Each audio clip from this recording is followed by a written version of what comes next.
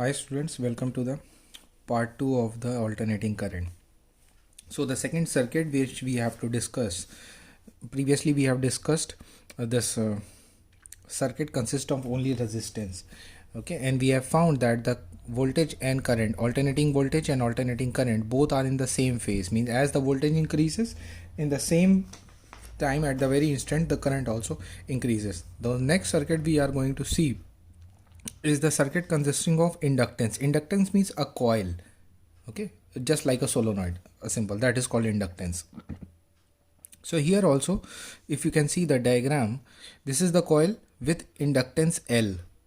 There is no resistance, although the coil is made up of copper wire and it will have some resistance, but theoretically we have taken there is no resistance, okay, we have taken zero resistance. There is no resistance in the circuit, only the inductance L. L is the opposition to the current.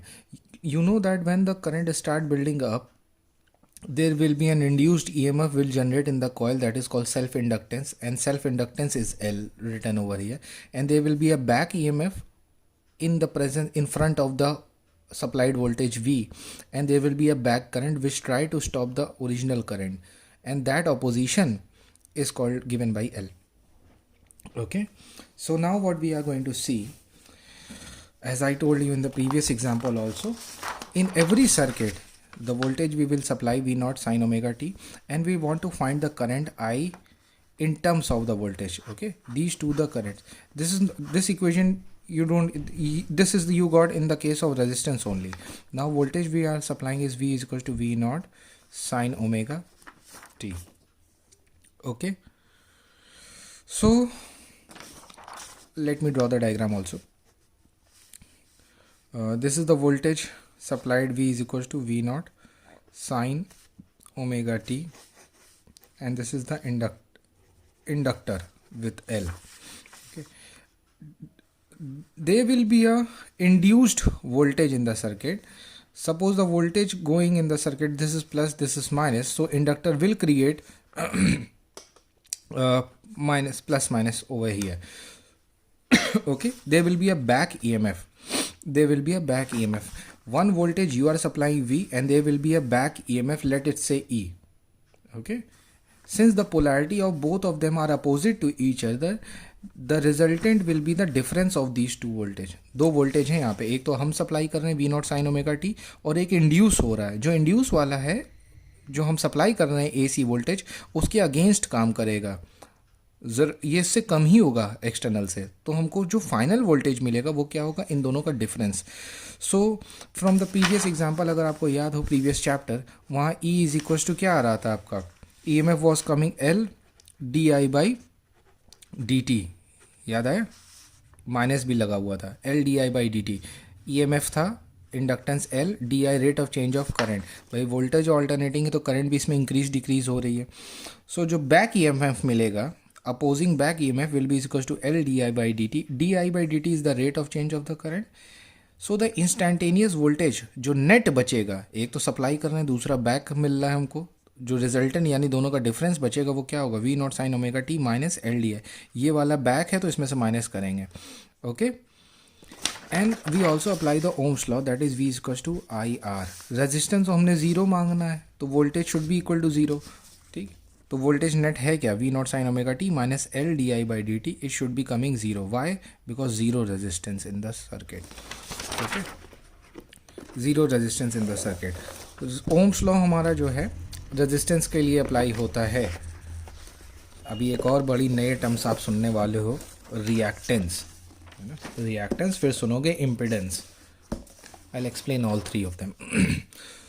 So minus था, we'll take the L di by dt to the next side, we'll get L di by dt V naught sin omega t. What is the goal of our story? Voltage we have supplied, we want to find the I, the equation for the I, and the whole thing is for that thing. So L di by dt you send it this time, and here you will get only di. तो di यहीं रहने देते, dt उधर भेज दिया, what you will get V naught upon L sin omega t dt. Integrate करोगे, I को integrate करेंगे तो मिलेगा I VL integration sine omega t d t. Sine omega T का इंटीग्रेशन करोगे, you will get minus cos omega T. ठीक है, differentiation नहीं इंटीग्रेशन है। तो माइनस कॉस ओमेगा टी और omega will come in the denominator, तो outside you will get minus v not upon omega L cos omega T. Sine 90 minus theta is equal, दो equations यहाँ से use होंगी, sine 90 minus x is equal to cos x, you will use this equation over here, and also sine minus x is equal to minus sine x, वो दोनों use होकर के हमें क्या मिलेगा, I is equal to we not upon omega L sine omega T minus pi. Sine 90 minus theta लिखते थे तो माइनस कॉमन ले लिया तो हो गया थीटा माइनस 90।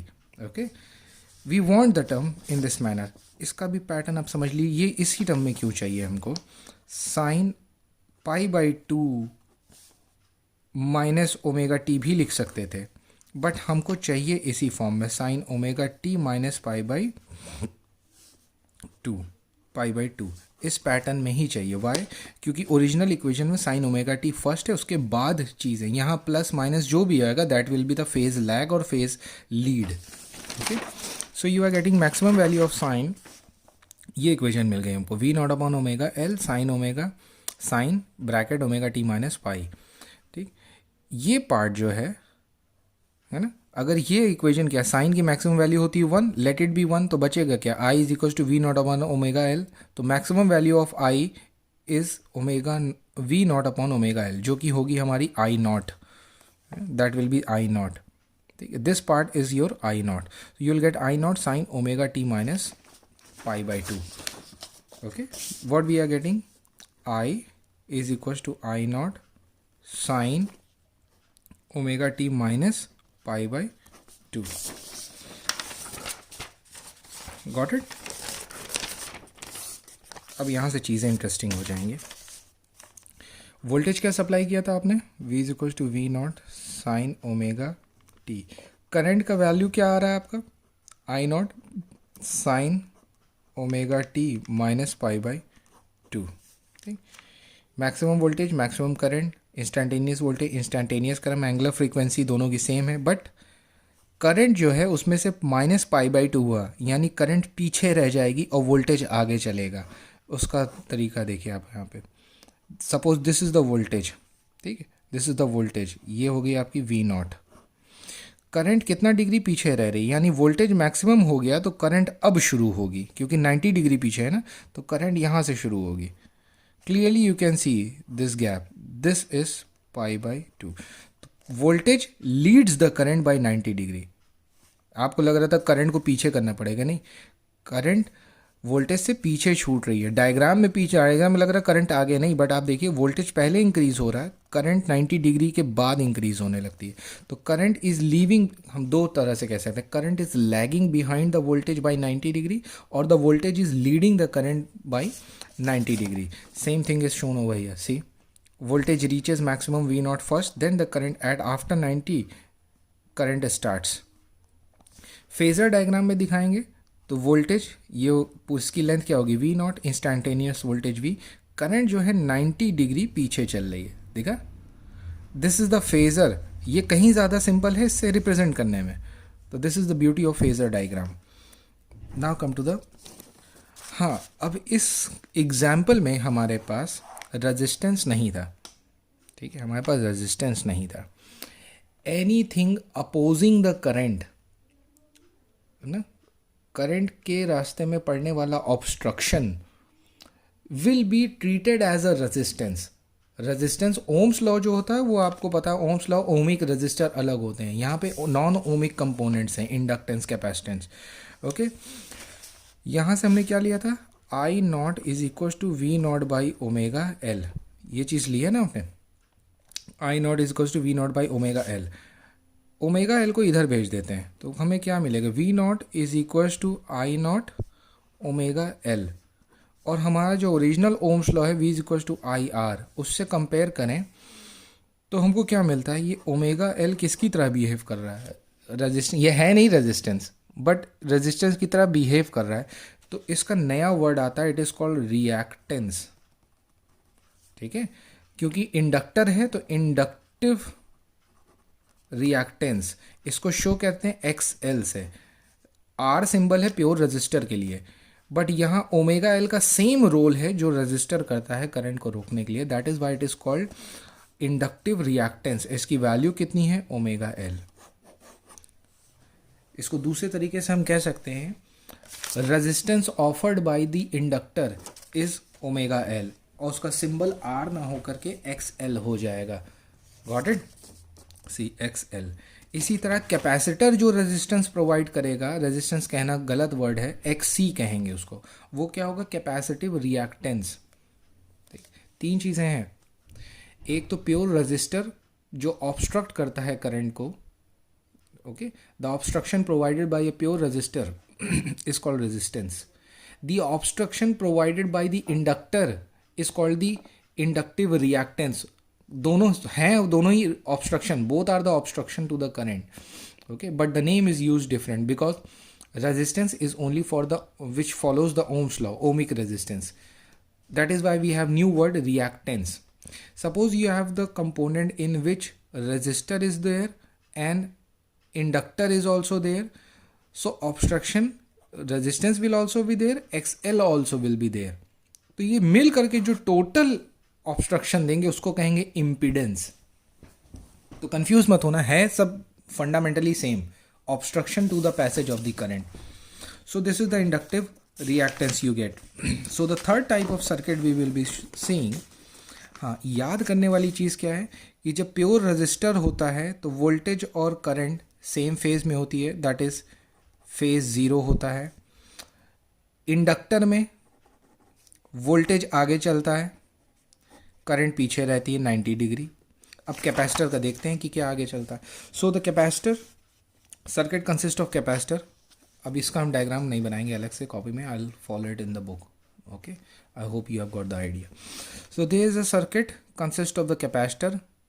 वोल्टेज बहुत ईजी है क्योंकि वोल्टेज तुम सप्लाई कर रहे हो, आप सप्लाई कर रहे हो, तो वी कैन डायरेक्टली से V is equals to V not sine omega T. हर कंपोनेंट में सीधे ले रहे हैं, ऑल्टरनेटिंग वोल्टेज दे रहे हैं तो V not sine omega T standard equation will pick it out, ठीक है। अब वो करंट इसमें से पास नहीं होती, ये चार्ज होता रहेगा क्योंकि करंट भी इसमें रिवर्स हो रही है तो इसकी भी पोलैरिटी बदलती रहेंगी। कैपेसिटर के केस में you know that Q is equals to CV, ठीक, charge on the plate of the capacitor, capacitance and the voltage potential difference on the plates of the capacitor, Q is equals to CV from the capacitance chapter. So voltage at any particular time what will the potential difference, ये directly connected है voltage से, तो जो यहाँ potential difference है वो यहाँ पे होगा। So what we can say Q by C is equals to V, Q by C, यहाँ पे स्मॉल q ले लिया गया है, no problem, is equals to V, ठीक है। Q बाई सी, V हमारा क्या है, V not sine omega T, apply कर दिया, ठीक है। इंस्टेंटेनियस करंट क्या होगी in the circuit is equals to DQ by DT। भाई अब इसमें करंट हमको कोई और फॉर्मूला नहीं मिल रहा है तो करंट के लिए क्या चाहिए, DQ बाई DT कर देंगे।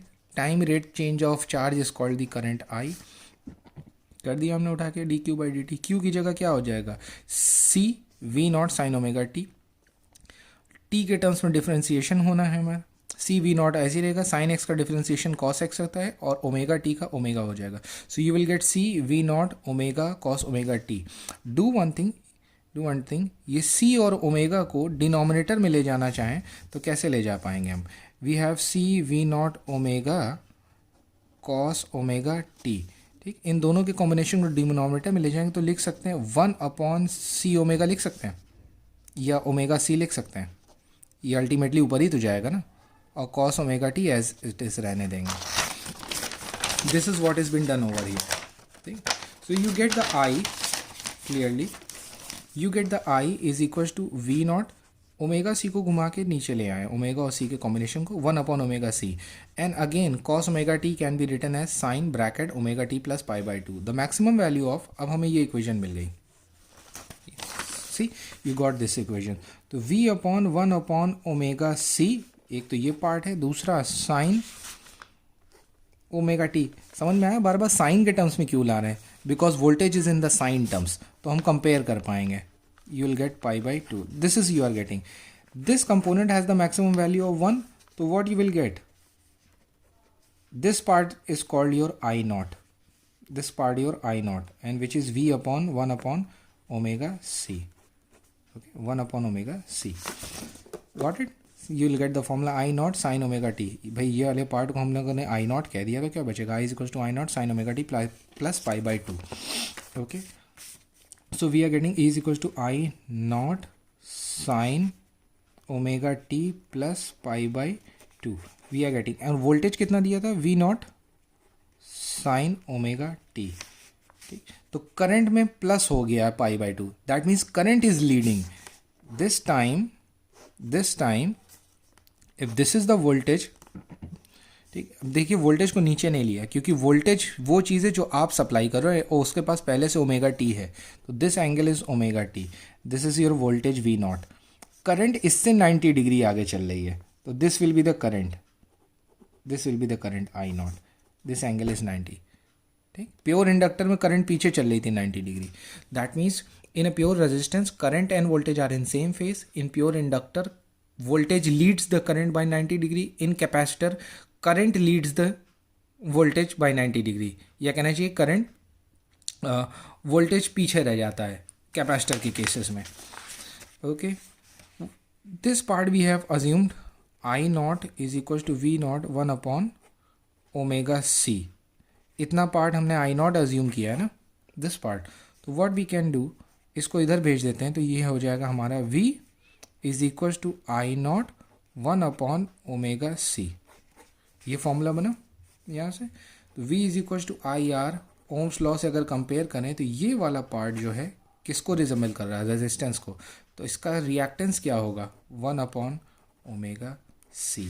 तो याद करने वाली चीज़ क्या है, X L is equal to omega L and X C is equal to 1 upon omega C. ठीक है, these are the form of the resistance which provided by the inductor and capacitor. Now come to the diagram. देख भी लीजिए graphically. इस बार कौन lead कर रहा था, करंट लीड कर रही. तो वोल्टेज तो हमारा जीरो से स्टार्ट हो गया. ठीक है, अब करंट जो है वो 90 डिग्री लीड कर रही है, यानी वोल्टेज जीरो है तो करंट मैक्सिमम होगी. ठीक है, साइन कर्व में 90 डिग्री पे मैक्सिमम शिफ्ट होता है. तो करंट का ग्राफ आप क्या करोगे, सेम कर्व को लेके शिफ्ट कर दो पीछे. तो वोल्टेज क्या, करंट क्या कर रही है, लीड कर रही है. पहले करंट मैक्सिमम हुई, वोल्टेज जीरो था, फिर जब करंट जीरो हो रही है वोल्टेज मैक्सिमम है. Got it. And this is very peculiar kind of thing. ध्यान से देखिए, यानी वोल्टेज अभी सर्किट में शुरू भी नहीं हुआ, करंट हमारी मैक्सिमम पहुँच गई. This is very interesting kind of thing happening in an AC circuit. XC we get, omega की वैल्यू अगर हम सब्स्टिट्यूट कर दें तो 2 पाई एफ सी हो जाता है. ओके, सिमिलरली ओमेगा एल में भी था 2 pi F L. Omega is equal to 2 pi F. कहाँ से आ रहा है omega 2 pi F L, let me show you. यहाँ से आ रहा है ओमेगा 2 पाई एफ. फ्रीक्वेंसी को ओमेगा अपॉन 2 पाई था, तो ओमेगा क्या हो जाएगा आपका 2 पाई एफ. यहाँ से पिक आउट कर रहे हैं, तो ओमेगा एल को ओमेगा की जगह 2 पाई एफ एल लिख देंगे. Okay, so till now we have seen 3 circuits, only resistor, only capacitor and only resistor, only inductor and only capacitor. अब क्या करेंगे, तीनों को जोड़ देंगे एक साथ, and that is called your LCR circuit. Okay, and that is called your LCR circuit. Before we move on to the LCR circuit, one thing is left out, very important thing is left out. Inductive reactance formula was omega L and represented as 2 pi FL. So XL is proportional to frequency directly. This is the diagram. See, frequency, what is this, is the frequency of the alternating voltage. 50 cycle 50 hertz, India में 50 hertz है, abroad फिर 60 hertz होती है. So the obstruction provided by the inductor increases with the frequency and linearly increases with the frequency.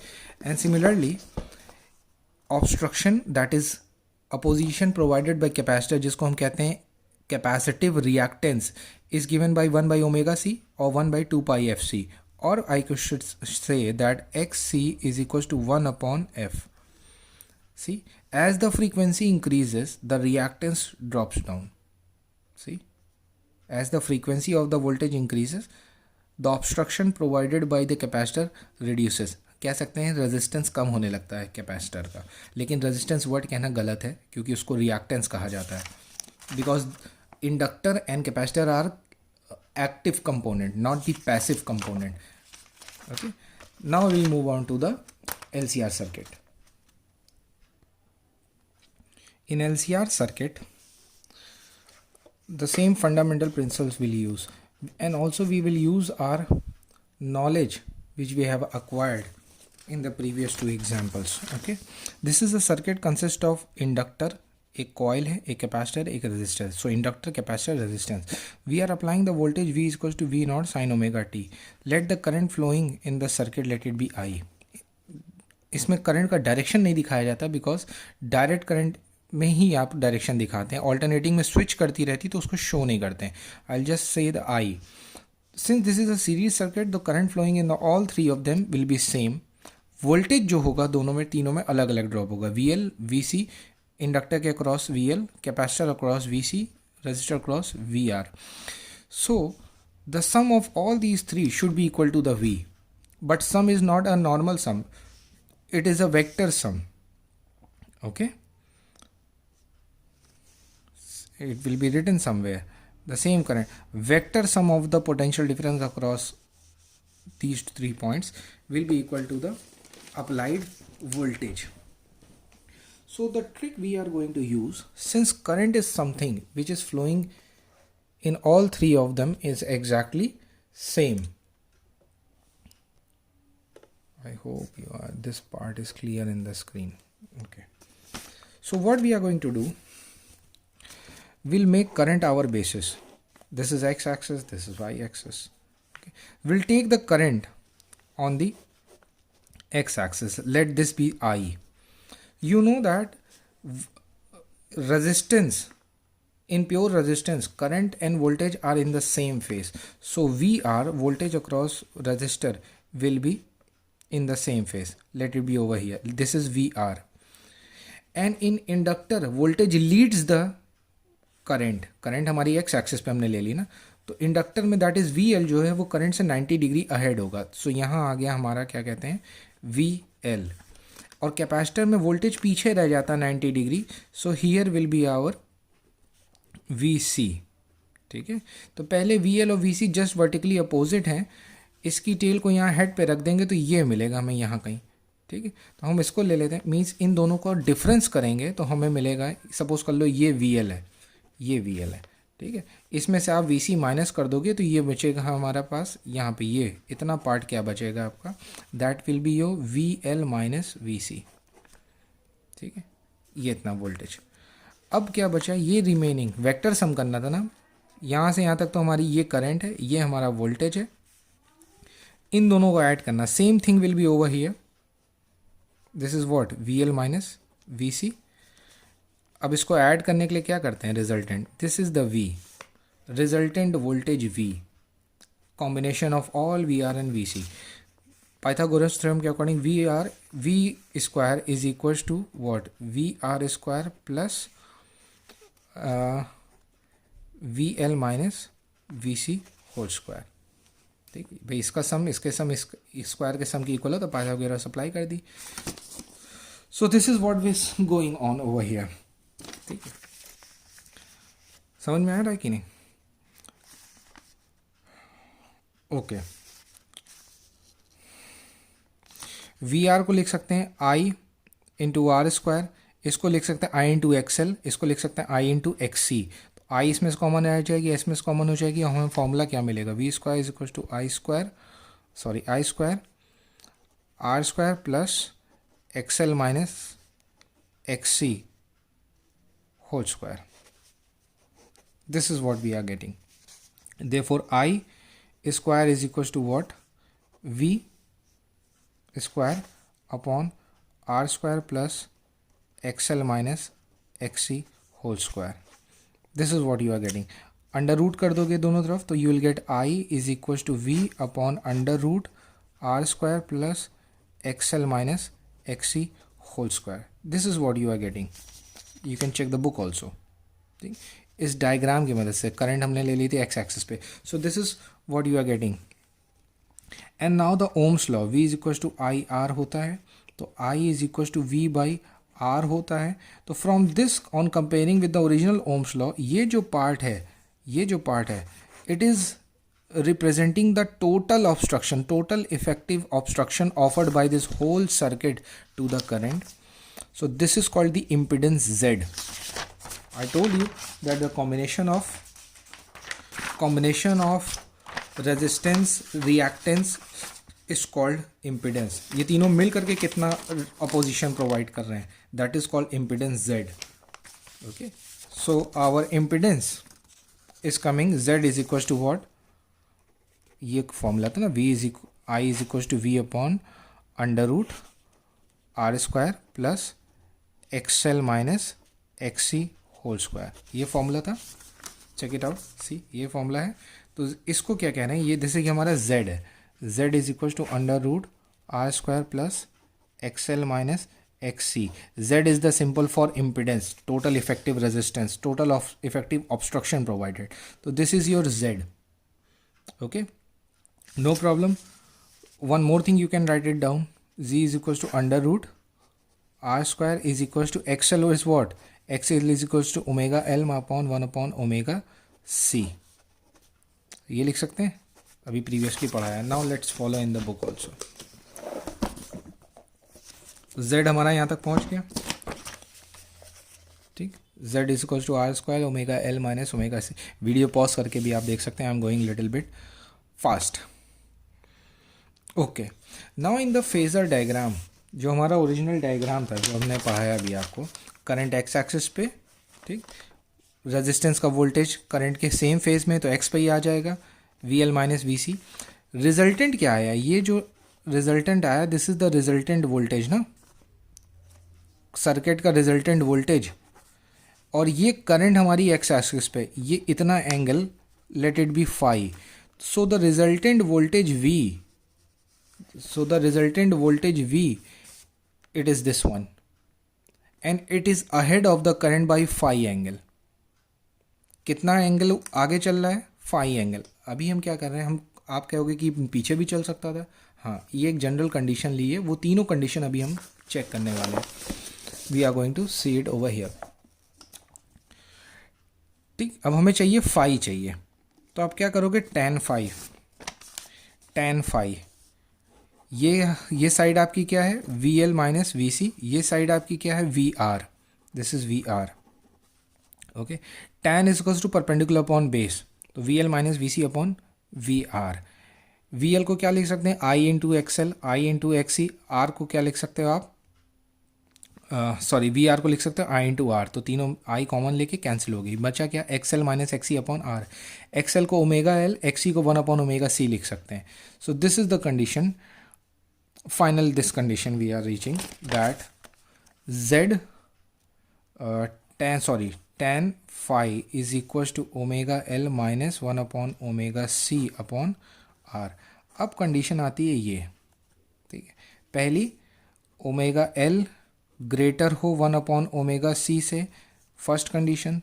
Second condition omega l smaller हो omega c से, third condition omega l equal हो 1 upon omega सी से। अब बार बार पूछोगे omega L क्या है, reactance, inductive reactance, inductive capacitance क्या है, इंडक्टर कितना रेजिस्टेंस देगा, ऑब्स्ट्रक्शन देगा, कैपेसिटर कितना ऑब्स्ट्रक्शन देगा।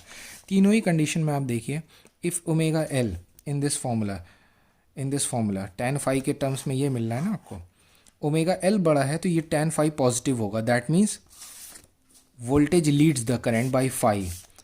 If this part is maximum, तो total value will be negative, that means voltage is in the below the x axis, voltage lag करेगा। और अगर दोनों सेम हो जाए तो phi will be 0, यानी इंडक्टिव रिएक्टेंस XL और XC अगर सेम हो जाते हैं तो phi वोल्टेज और phi यानी सर्किट का वोल्टेज और करंट सेम फेस हो जाएंगे। और इस केस में अगर आप देखेंगे, this is the formula for the resistance, X L X C same हो गया तो रेजिस्टेंस क्या मिला आपको, z equals to under root R square, that means z equals to R. Circuit के अंदर टोटल रेजिस्टेंस जो होगा वो टोटल ऑब्स्ट्रक्शन जो होगा वो सिर्फ रेजिस्टेंस होगा, या कहना चाहिए total impedance in the circuit, technical language में total impedance of the circuit is equal to the resistance only, and the current in the circuit will be maximum.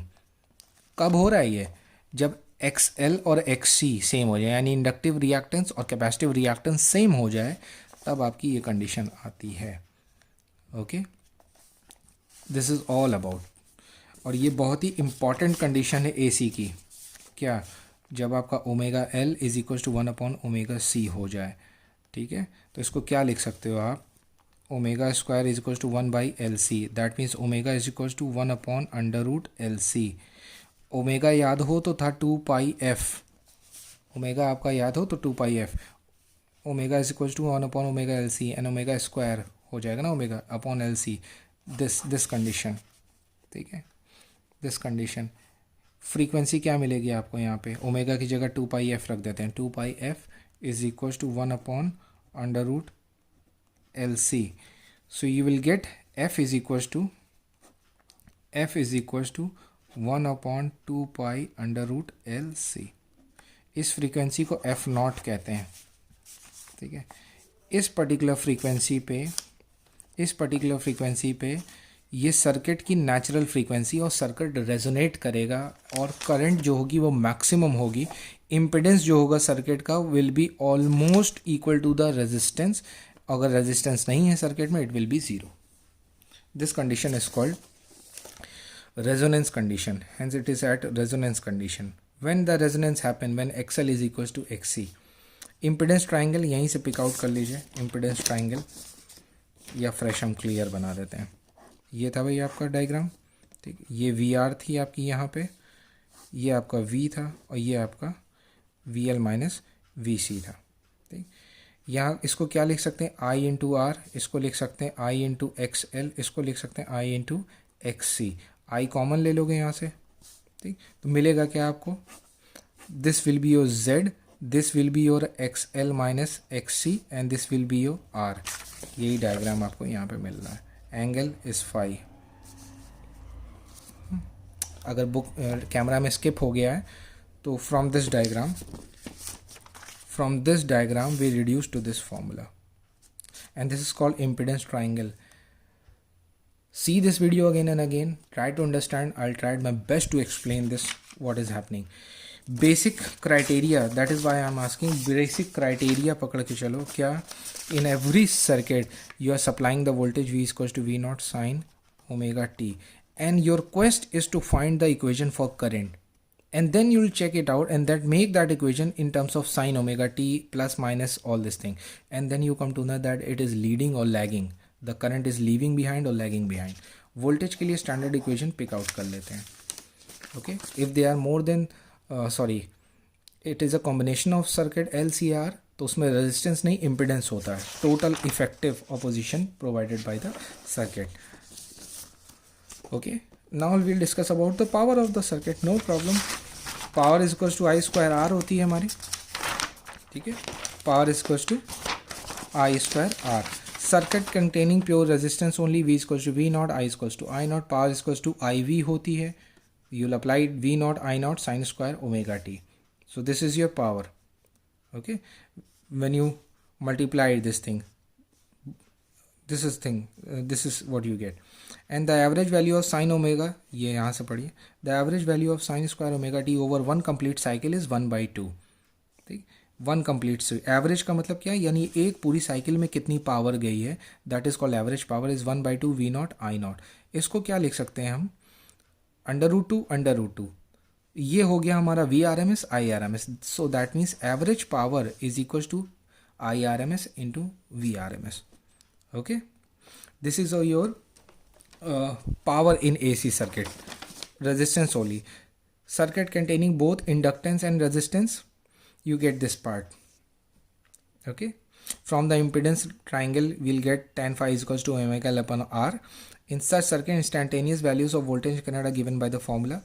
See this thing, P is equals to IV, substitute कर देंगे value, and finally for one complete cycle वही equation लग रहा है, sin square omega t की value 1/2 होती है, and sin omega t is equals to, hence the average power for one complete cycle is equals to same, but this time cos phi appears in the equation. तो जो ऐसा circuit जिसमें LR हो, यानी inductance और reactance, average power क्या होती है, cos phi, ठीक है। phi is the angle between the the phase difference between the instantaneous voltage and the current of the circuits, and this is called your power factor. Cos phi is also called the power factor. This part is important, this formula you can check it out. And wattless current, Okay, I think I've ran a little bit fast in this thing. You have to consider this triangle. इसको memorize कर लीजिए. This triangle Z R XL XC. If the circuit consists of only L L R, यानी inductor है, resistance है, capacitor तो होगा नहीं, तो here you will get XL and XL is equals to omega L. Okay, in this part of circuit, in this circuit where only the resistance and inductor are there. अभी आपने पढ़ा है कि इंडक्टर में वोल्टेज आगे चलता है, current leave करती है. So you apply this thing, V is equal to V not sine omega T. Current leave करती है 5 डिग्री से. 90 डिग्री की जगह आप क्या ले रहे हो 5, क्योंकि ये एक रैंडम सर्किट ले रहे हो ना आज ओमेगा एल. वो तो सिर्फ आपका इंडक्टर के लिए था. अब यहाँ रजिस्टर भी प्रेजेंट है, ओमेगा एल मतलब इंडक्टर भी प्रेजेंट है, इंडक्टर भी प्रेजेंट है. और so you will take this triangle. Okay, from this triangle we'll derive all these things. Let me draw it, otherwise you won't understand. This is called impedance triangle R. This is phi. Okay, this is Z. This is XL minus XC. Suppose circuit consists of only inductor and resistor, and here you supplied the AC voltage. L है और R है, इसमें C है ही नहीं, तो ये वाला part ख़त्म हो जाएगा. यहाँ क्या हो जाएगा ओमेगा L और R. XC आपका है, XL है क्या, XL is equal to omega L होता है. तो वोल्टेज जो है इसमें आपको पता है कि भाई रजिस्टर में तो सेम रही, करंट अगर हमने ले लिया एक्स एक्सिस पे तो VR तो यहीं मिलेगा, और जो आपको 90 डिग्री पे क्या मिलेगा VL, तो ये आया आपका V which is leading by 5 degree. Okay, this is what they are saying. V is equal to V naught sin omega t. I is equal to sin omega t minus 5. Minus 5 क्यों, क्योंकि voltage से पीछे चल रही है. भाई voltage को आगे बोलो या इसको पीछे बोलो. ठीक, तो आप क्या कर दोगे, power is equal to P I V रख देते हैं, उसको रख देंगे, अप्लाई कर देंगे V not sine omega T into I not sine omega T minus 5. What you will do, V not I not sine omega T into sine omega T, sine C minus D का formula, sine A cos B minus cos A sine B, expansion is been done. Then this sine will be distributed inside, तो आपको मिलेगा sine square omega T minus all this thing. Finally reduce होके इस पे आएगा. अब यहाँ से क्या पिक आउट कर रहे हैं कि एक कंप्लीट साइकिल के लिए साइन स्क्वायर ओमेगा टी की वैल्यू 1/t होती है, यानी साइन स्क्वायर ओमेगा टी की वैल्यू 1/2 हो जाएगी, और साइन 2 ओमेगा टी की वैल्यू 0 हो जाएगी जब इसको इंटीग्रेट करेंगे 1 साइकिल के लिए. सो यहाँ पे क्या मिल जाएगा 1/2 cos phi, वही बच गया 1/2 cos phi V not I not. ठीक, and this is called your power factor. यही एक चीज़ थी जो पीछे छूट रही थी, I explained it. So cos phi हमारे ओरिजिनल ट्राइंगल में से cos phi अगर आप निकालना चाहोगे, ये phi है, ये आपका ओमेगा एल XL है. cos phi अगर निकालना चाहेंगे तो कैसे मिलेगा, cos phi is equal to what, this is R, this is omega L. तो ये वाली साइड जो Z थी, Z is equal to what, R square plus omega L square, यहाँ से आ जाएगा आपका ओरिजिनल ट्राइंगल. इसकी इक्वेशन क्या हो जाएगी, this square plus this square, and under root कर देंगे, and you will get this thing. Okay, wattless current, if the resistance in an circuit is 0, although the current flows in the circuit, yet the average power remains 0. Okay, if the current is 0, resistance भी 0 हो गया circuit का, तो आपका ये हो जाएगा. Got it. cos 90 degree, अगर आपका फाई फेज एंगल कितना है 90 डिग्री है. If the circuit contains either inductance only और capacitance only, resistance is 0, then the phase difference between the current and the voltage is 90, that is phi is equal to 90, and the average power is equal to C 0. इस type की current को कहते हैं wattless current. Okay, so the power bandwidth and oscillation we'll see in the third part of the video. Thank you.